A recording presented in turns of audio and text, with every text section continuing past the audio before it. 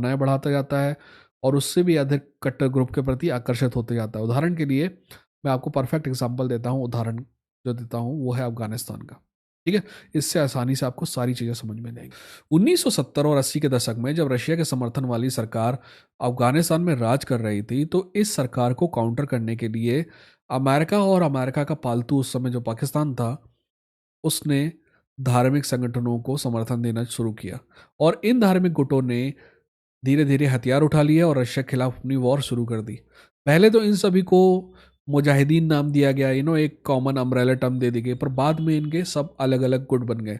कोई गुलूबुद्दीन हलकत के पास था, कोई अहमद शाह मसूद के पास था, कोई गुट कम कट्टर था, कोई गुट ज़्यादा कट्टर था, है ना। और जो सिपाही थे ना, वो मूव होते रहते थे एक गुट से दूसरी ओर। जो सिपाही थे वे कम कट्टर ग्रुप से ज़्यादा कट्टर ग्रुप की तरफ जाते हैं और ऐसा करते करते अंत में हुआ ये कि रशिया और रशिया के समर्थन वाली सरकार चली गई, उसके बाद मुजाहिदीन आए, पर उससे भी ज़्यादा कट्टर तालिबान ने आखिर में पूरे में अफगानिस्तान में कब्जा कर लिया, क्योंकि वो जो जंप कर रहे थे ना कट्टर टू और कट्टर, वो एंड में आके तालिबान पे जाके रुकी वो बात।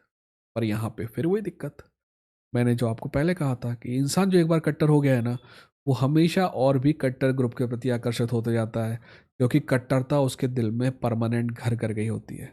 देखिए, आज से 10 साल पहले तक अफगानिस्तान का सबसे कट्टर ग्रुप अगर कोई था तो वो बिना किसी शक और दो राय के तालिबान था, और आजकल ऐसा नहीं है। यही तो प्रॉब्लम है।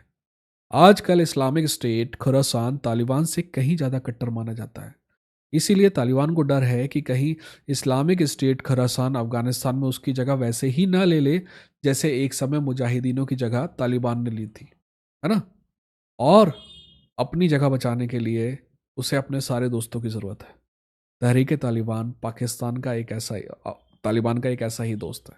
इसीलिए वो तहरीक तालिबान पाकिस्तान पर कोई कार्रवाई नहीं करता है, और इसी वजह से अफगानिस्तान और पाकिस्तान इस समय काइंड ऑफ लाइट वॉर में शामिल है। ये ना फुल फ्लेज वॉर नहीं है, और प्रॉक्सी वॉर से भी अब थोड़ा एक कदम आगे बढ़ गए, तो हम इसको लाइट वॉर कह सकते हैं, है ना।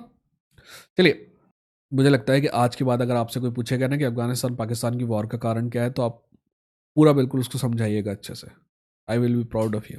है ना, मैं टीचर नहीं हूँ आपका, but I will be proud of you.